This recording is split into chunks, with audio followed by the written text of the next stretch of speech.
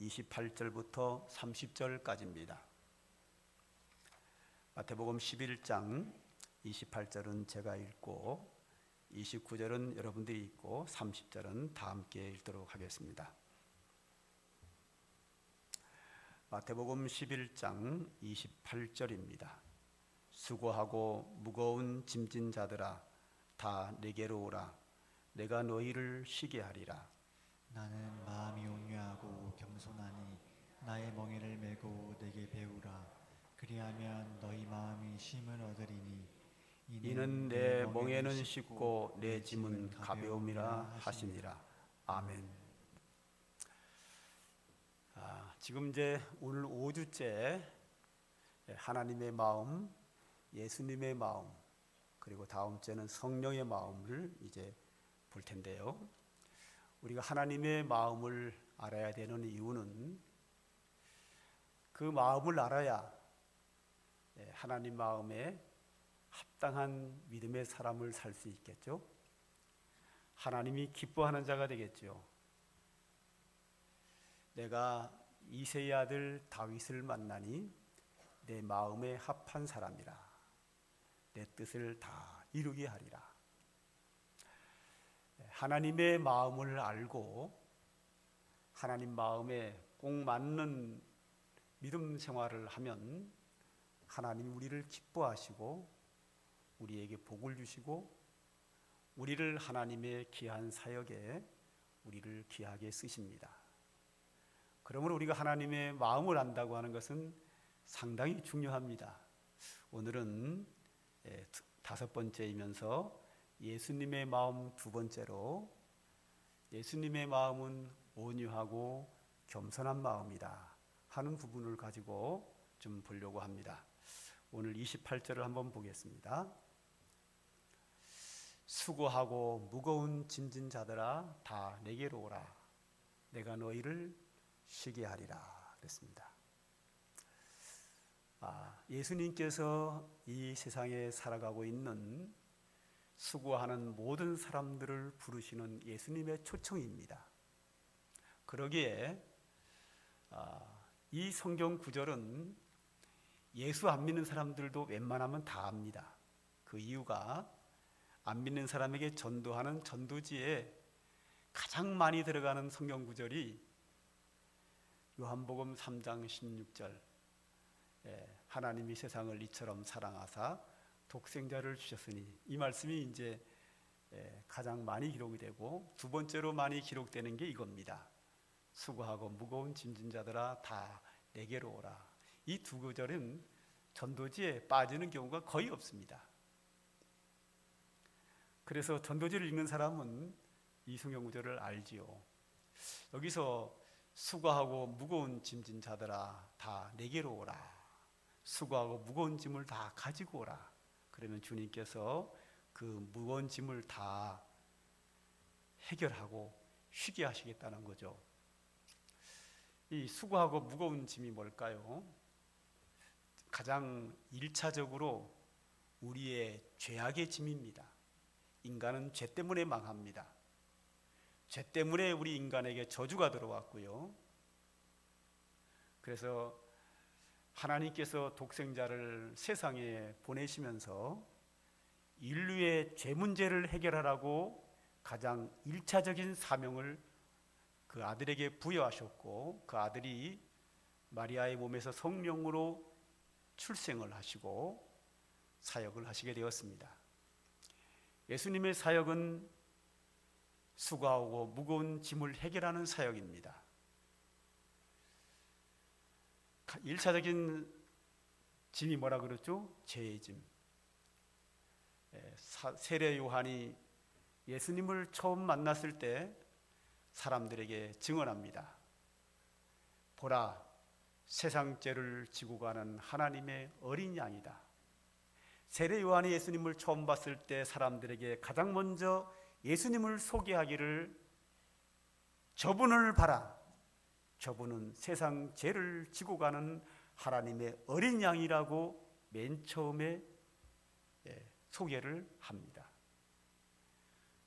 예수님께서는 이 빌라도의 심판에 의하여 사형 선고를 받고 인간의 죄짐인 십자가를 등에 지고 골고다 언덕으로 올라가서 십자가에 못 박혀 죽으심으로 말미암아 하나님께 화목제물로 드려줌으로 말미암아 인류의 모든 죄를 다 도말하셨습니다.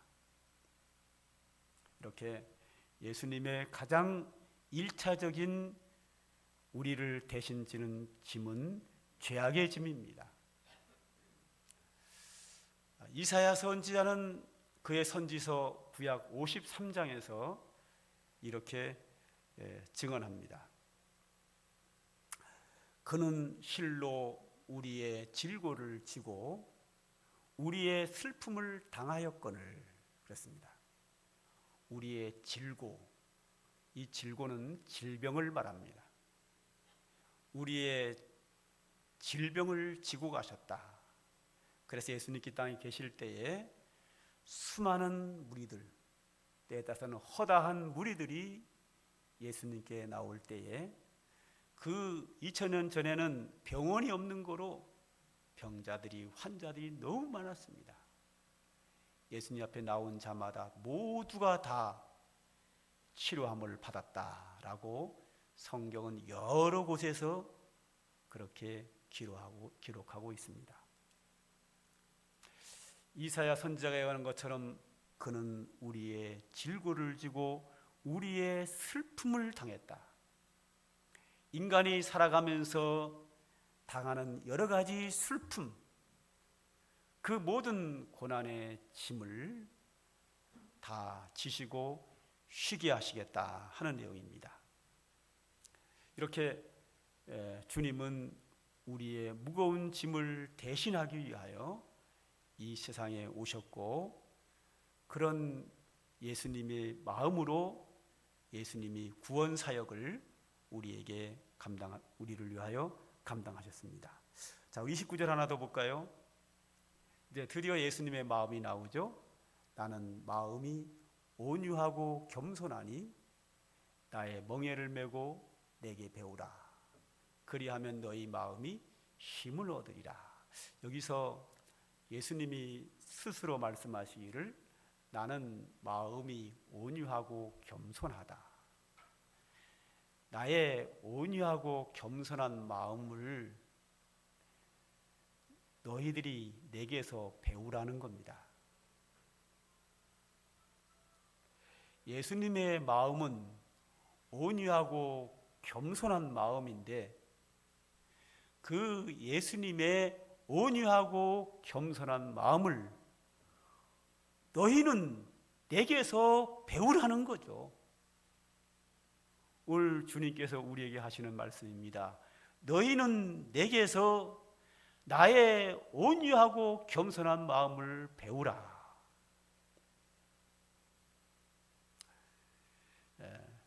예수님께서 우리에게 하신 말씀입니다.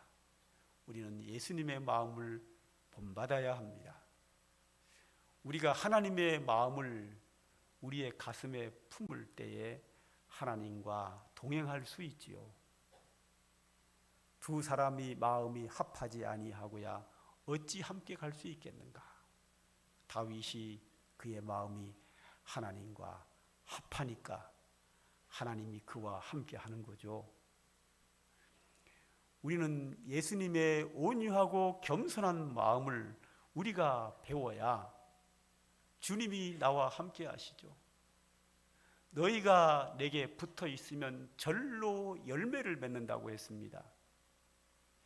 주님의 마음이 내 마음과 같아야 주님께 붙어 있지요. 예수님 안에 거하지요. 그래야 열매를 맺지요.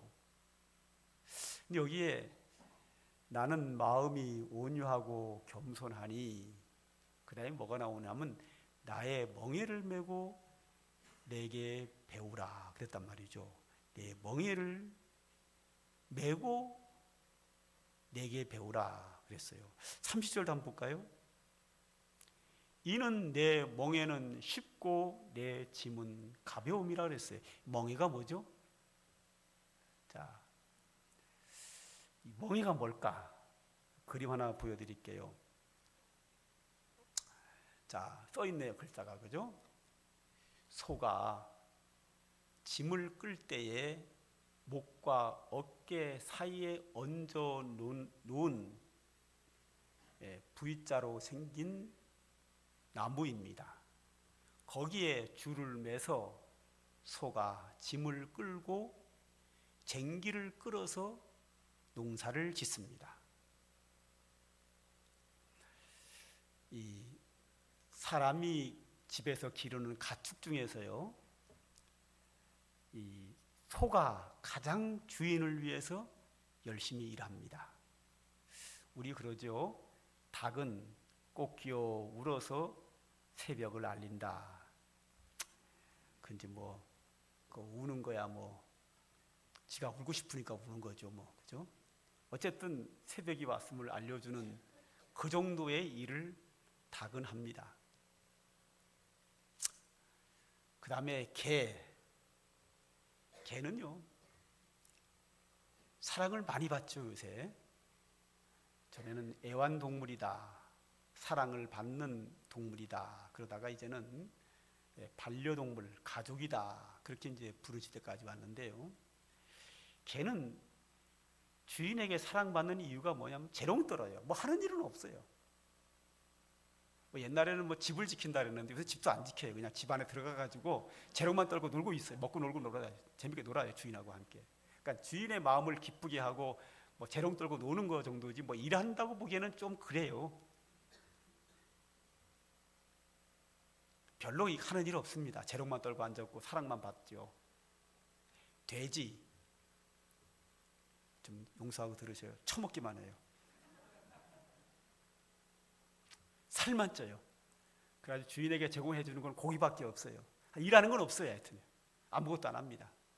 먹고 싸고 자고 이게 답니다. 살만 찌는 것밖에 할 일이 없어요. 그 밖에 여러 가축들이 있기는 있습니다만 대표적인 가축들 중에서 다 별로 하는 일 그렇게 많지 않습니다. 근데 소는요 달라요. 소는 가축들 중에서 힘이 가장 셉니다. 등치가 가장 큽니다. 어느 소든지 주인과 싸우면 이깁니다. 닭과 돼지와 개는 주인한테 못 이깁니다. 힘이 딸립니다. 소는 언제든지 주인을 이길 수 있습니다. 가장 힘이 세고 가장 등치가 큽니다. 그런데 소의 그 힘센 힘을 가지고 주인을 위해서 충성을 합니다. 오래전에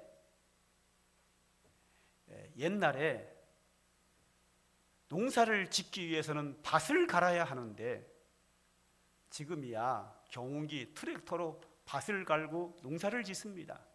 근데 과학이 발달하기 그 이전, 그런 기계가 등장하기 이전에 인간은 농사를 짓기 위해서 유일하게 소가 쟁기를 끌어서 밭을 갑니다.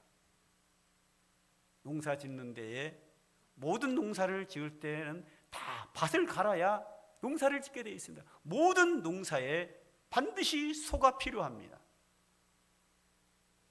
옛날에 저는 농부의 아들로 태어났는데 가난해가지고 소가 없었어요. 남의 집 거 빌려다가 밭을 갈았어요. 빌려서라도 와야 밭을 갑니다.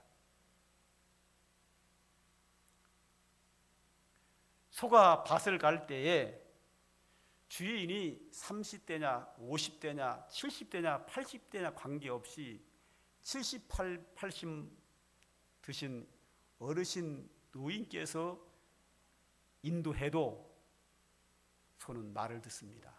앞으로 가라 하면 무거운 쟁기를 끌고 땅을 파면서 앞으로 가고, 서라고 하면 서고, 뒤로 돌으라면 돌아서 다음 골을 파기 위해서 갑니다.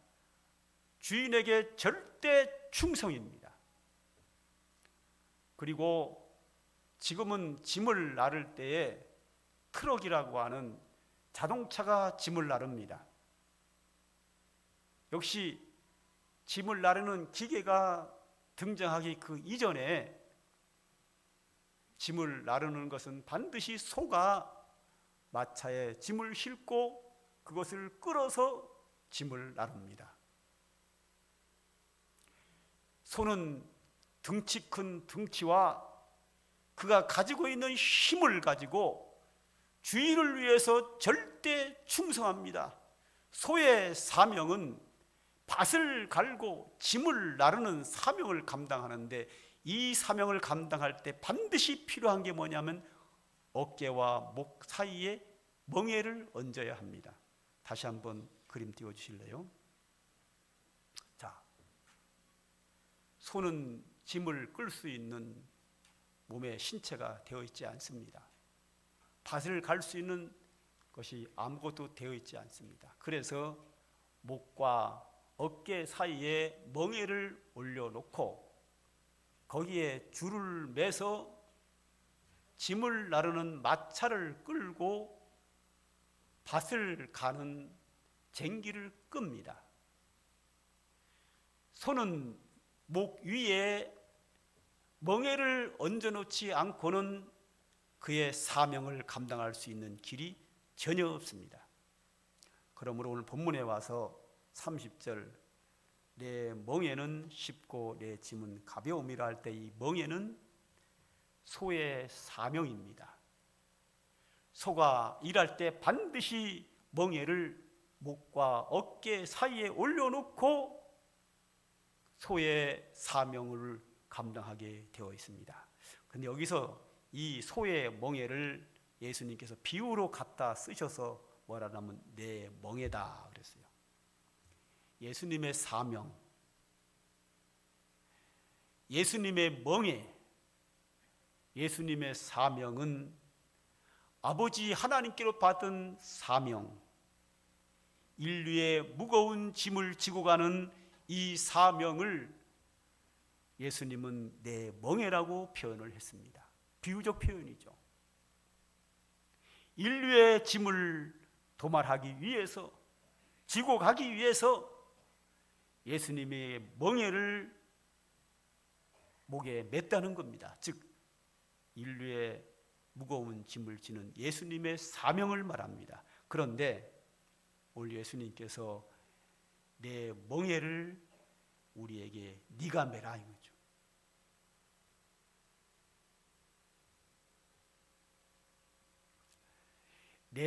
나의 멍에를 메고 내게 배우라. 내 멍에는 쉽고 내 짐은 가볍다 그랬어요.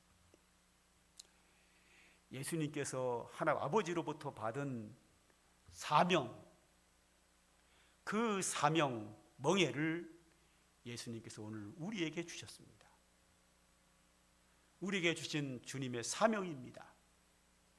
이 사명을 감당할 때에 예수님께서 멍에를 메고 아버지로부터 받은 사명을 감당할 때에 그때 예수님의 마음은 어떤 마음이냐 하면 온유하고 겸손한 마음으로,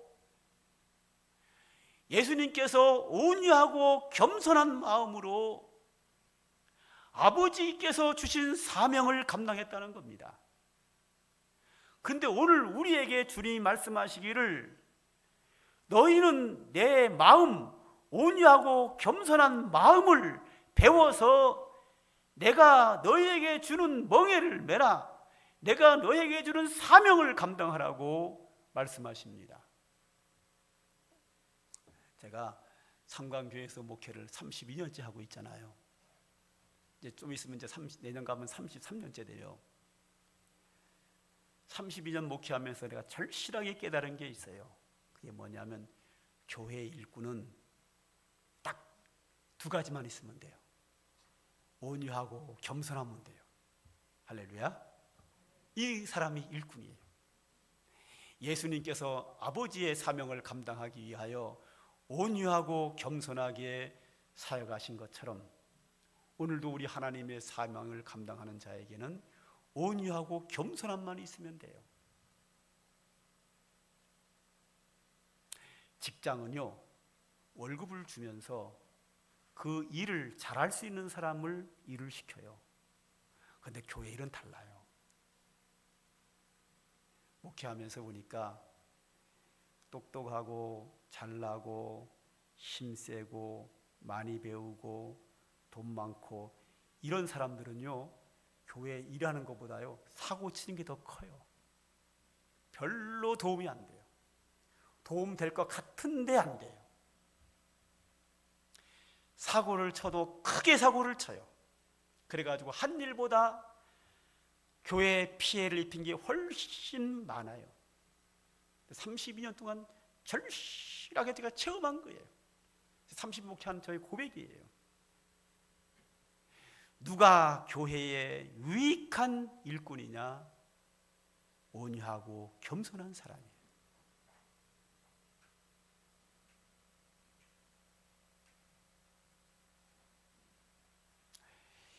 온유하고 겸손함이 없는 사람은 뭔가 하는 것 같은데 교회에 피해가 와, 손해가 와요.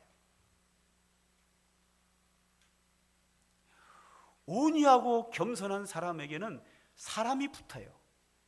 사람들이 좋아해요. 그리고 사람이 붙는 그 사람을 데리고 교회에 귀중한 일을 감당을 해요.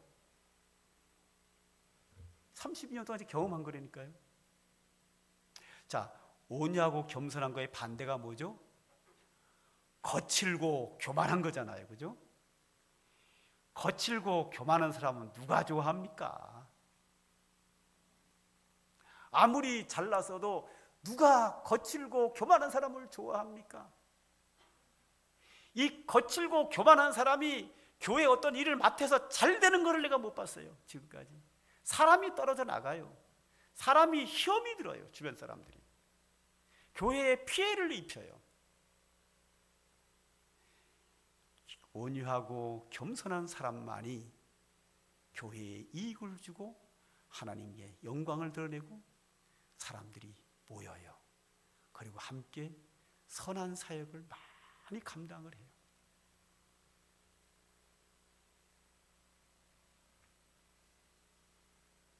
우리 교회에서 권사를 받고 우리 교회에서 은퇴하신 분, 제가 이번 추석에도 조그마한 선물을 가지고 제가 직접 배달을 했어요. 그 이유가 뭐냐? 고마워서. 이분들은 정말로 온유하고 겸손하게 교회에서 충성하신 분이에요. 아이고, 준다고 줬는데 우리 김정욱 권사님한테 썩은 거 갖다 줘가지고 나도 안 뜯어봤죠. 뭐. 근데 썩었더라고 다. 다시 갖다 드렸어요. 나중에 죄송해가지고. 고마워서 하는 거예요. 정말 우리 교회에 유익했고 제 목회에 정말로 힘이 됐어요.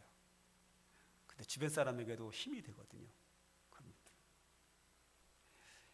하나님의 아들 예수님이 이 땅에 오셔서 아버지의 사명을 감당할 때에 온유하고 겸손함으로 사역을 감당하셨고 인류의 구원을 이루셨고 주님께서 그 멍에를 오늘 우리에게 주셨어요. 그 사명을 우리 교회에 주셨고 우리에게 주셨는데 이 사명을 감당하는 자는 예수님의 온유하고 겸손한 마음을 배우고 그 마음을 우리의 가슴속에 새겨놔야 돼요. 이제 새해가 되면 우리 교회 조직을 개편하고 직분 임명을 새로 합니다. 여러 가지 교회 안에서 일을 하게 되는데요. 어떤 일이든지 교회의 일은 온유하고 겸손함으로 해야 합니다. 예외 없습니다. 예외 없습니다. 이건. 교사를 하고 성가대를 하고 안내를 하고 무슨 일을 하든지 구역장을 하고 선교회장을 하고 무슨 일을 하든지 온유하고 겸손함만이 하나님께 영광이 되고 교회에 유익이 되는 가장 소중한 사명을 감당할 수 있어요. 소가, 그 황소가 그 큰 등치와 그 큰 힘을 가지고 주인이 시키는 대로 겸손하게 멍에를 메고 아무 말 없이 짐을 끌고 밭을 가는 것처럼 하나님이 주신 사명을 받은 우리는 온유하고 겸손함으로 이 사역을 감당한다면 다가오는 2026년도는 더욱 우리 교회가 부흥성장하는 은혜가 넘치는 교회가 될 줄로 믿습니다. 그리고 그렇게 사역을 감당하는 여러분들에게 하나님의 크신 은혜가 넘쳐날 줄로 믿습니다. 기도하겠습니다. 하나님 아버지, 오늘도 우리들에게 귀하고 소중한 말씀 주신 거 감사합니다. 오늘도 이 말씀 우리 가슴 속에 새겨서 이 험한 세상 믿음의 생활하면서 하나님 나라를 위하여 주의 몸된 교회를 위하여 소중하게 쓰임받는 우리 모두가 되게 하여 주옵소서. 이러한 주님의 마음을 본받은 일꾼들을 통하여 하나님의 교회가 더욱 부흥성장하는 놀라운 역사가 있기를 원하며 이를 위해 충성한 모든 자에게 하늘의 신령한 복과 하늘의 크신 상급으로 주께서 복을 주시기를 간절히 소망합니다. 예수님의 이름으로 기도드립니다. 아멘. 찬송가